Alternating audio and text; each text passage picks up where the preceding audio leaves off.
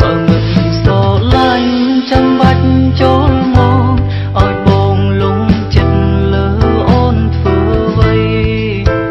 ពេលនេះបងនឹងពីស្ដីម្ដេចក៏ទុកបងចោ